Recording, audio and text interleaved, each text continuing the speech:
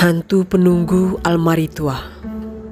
Misteri ini merupakan kisah nyata yang dialami oleh seorang mahasiswa salah satu universitas terkemuka di Yogyakarta. Sebut saja namanya Endra, hantu penunggu almari tua yang kerap mengganggu di kamarnya menjadi bukti bahwa manusia senantiasa berada di antara makhluk lain ciptaan Allah. Seperti apa kisah Endra menggambarkan kejadian-kejadian mistis di dalam kamarnya? Sebelum mengalami kejadian ini, aku sedikit sensi terhadap makhluk halus yang sering mengganggu manusia. Lebih-lebih semenjak aku memiliki pacar seorang cewek yang mengaku memiliki indera keenam dan bisa melihat hal-hal gaib termasuk jin dan setan. Menurutnya, di setiap rumah pasti terdapat penghuni gaib di dalamnya. Ia juga menurunkan jika makhluk gaib itu memiliki sifat bermacam-macam layaknya manusia. Ada yang jahat dan ada juga yang baik.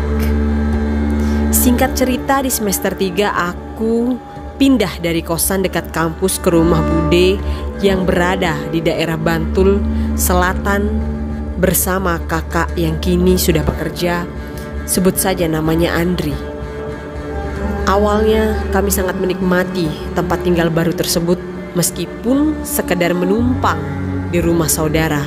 Namun setidaknya kami tidak terganggu dengan kebisingan kota.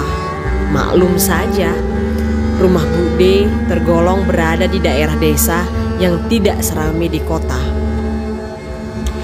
Sekitar sebulan sudah kami menempati sebuah kamar berdua yang pada awalnya kami sama sekali tidak mengira jika di dalam kamar kami, tepatnya dalam almari tersebut, terdapat sosok gaib yang sudah lama menghuni almari tersebut sebelum aku dan Kak Andri menempati kamar itu. Kejadian mistis pertama justru dialami oleh kakakku sewaktu aku belum pulang kuliah. Dia sempat bercerita bahwa di dalam almari sepertinya ada tikus yang kerap berisik mengganggu. Padahal selama ini aku sama sekali tidak mendengar suara apa-apa dari dalam almari tersebut. Hingga suatu malam, suara seperti seorang mengetuk pintu terdengar dari dalam almari. Kak Andri lantas membangunkanku dan mengajak untuk membongkar barang-barang dari dalam almari tersebut untuk mencari kemungkinan adanya tikus di dalamnya. Namun setelah seluruh barang dalam almari kami keluarkan, sama sekali tak terlihat suatu hal yang mencurigakan, apalagi tikus yang dari awal kami curigai. Karena jengkel dengan suara ketukan dari dalam almari, akhirnya Kak Andri meminta untuk tidak memasukkan barang apapun dulu ke dalam almari. Kemudian kami menutupnya kembali. Sekitar pukul 23.00 malam kami berusaha untuk tidur kembali. Namun belum juga terlelap dan tiba-tiba terdengar suara ketukan lagi dari dalam almari. Dengan logat Jawanya Kak Andri berkata, "Saiki kapokmu, kapan raiso ndelik?" Sambil berdiri dan membuka almari.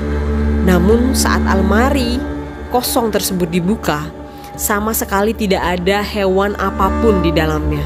Peristiwa ini terjadi beberapa kali hingga akhirnya kami tertidur karena capek mondar-mandir buka tutup almari. Rahasia yang selama ini aku dan Kak Andri minta untuk numpang ngaca dan membenahi jilbabnya karena mau pulang satu-satunya cermin yang aku punya ya hanya di dalam kamar, yakni cermin di almari.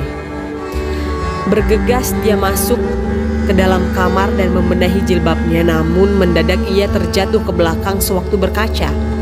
Aku dan Kak Andri yang berada di ruang tamu lantas lari menuju kamar dan ingin mengetahui apa yang terjadi dengan pacarku. Dengan sempoyongan ia berusaha berdiri lantas kembali duduk di ruang tamu.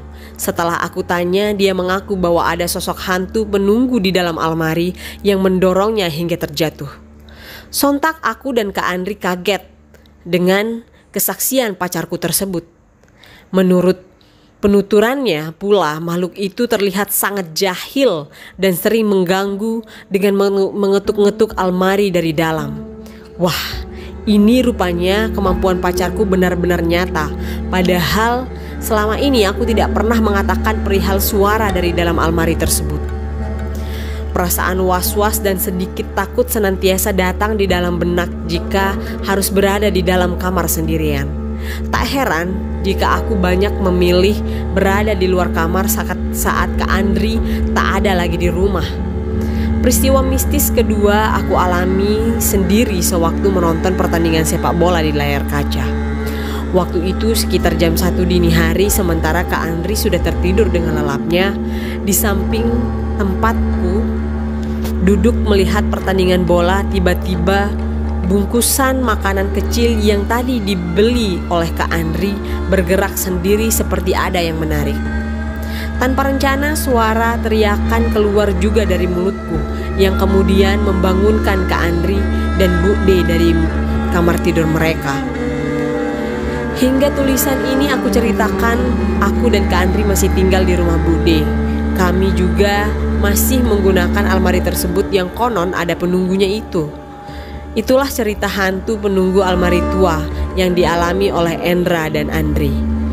Hal tersebut seolah mengingatkan kita bahwa di dunia ini kita tidak diciptakan berdampingan dengan makhluk lain, baik kasat mata maupun tidak kasat mata.